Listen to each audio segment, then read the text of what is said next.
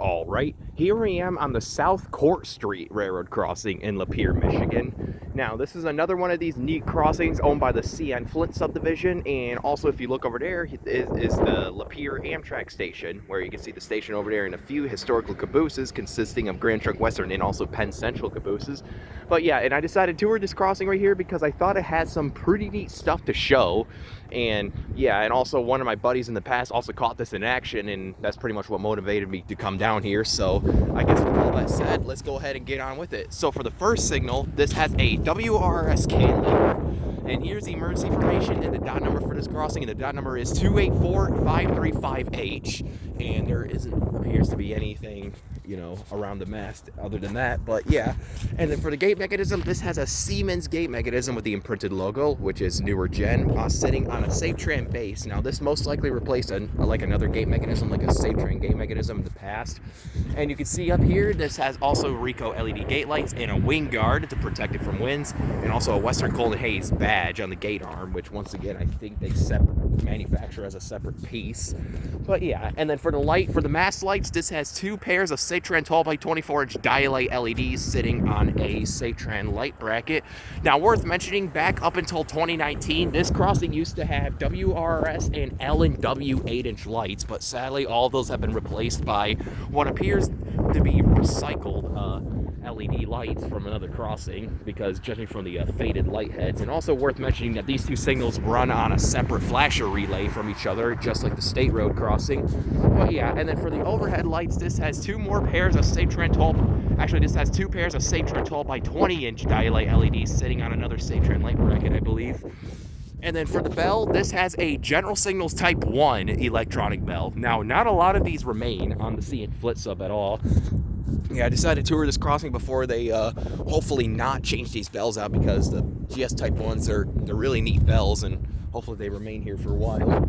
So yeah, that right there was the first signal. Let's go ahead and cross the road to the next. Now this has two tracks, but one of them is out of service, in which I will explain in a minute.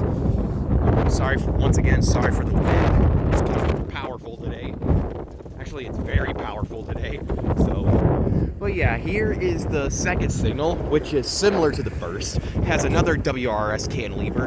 And here's the emergency information, the dot number once again. But if you look up here, there's an old Grand Trunk Western dot tag.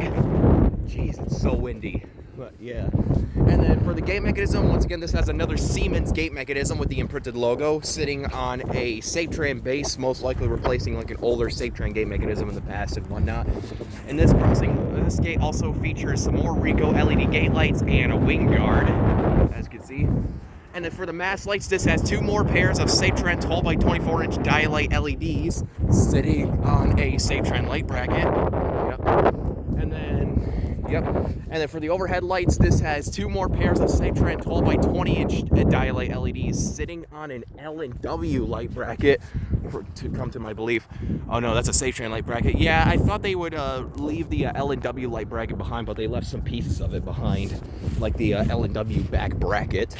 But yeah, and then for the bell, this has another General Signals Type 1 electronic bell.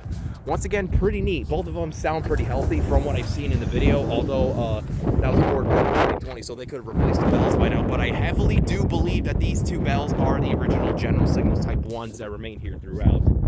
But yeah, that right there is the Court Street crossings. As you can see, over there's the relay case, which, you know, appears to be newer. So yeah, with all that said, let's go ahead and take a look at the track view. Down there is heading towards Saginaw Street and towards the Lapeer Depot. You can see the crossings down there. Now that crossing down there features very similar equipment to this one, but except it has a GS Type 2 and a slow-pitch Siemens electronic bell, which is interesting, replacing an altered GS Type 1 in the past. And you can see the better view of the historic cabooses that they put here for the depot. Yep. And down there is heading towards Main Street and some more Lapeer crossings. And as you go down there, you will eventually find yourself back in the Davison and Flint area.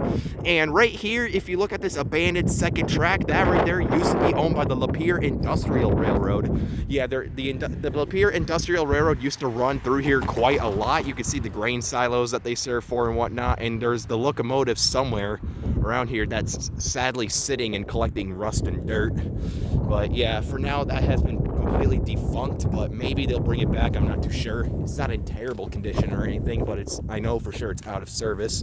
But yeah, that right here was the South Court Street railroad crossing in Lapeer, Michigan, in hopes of getting this in action soon to see, if these GS Type 1s still remain or still work. Yeah, but yeah, with all that said, over and out.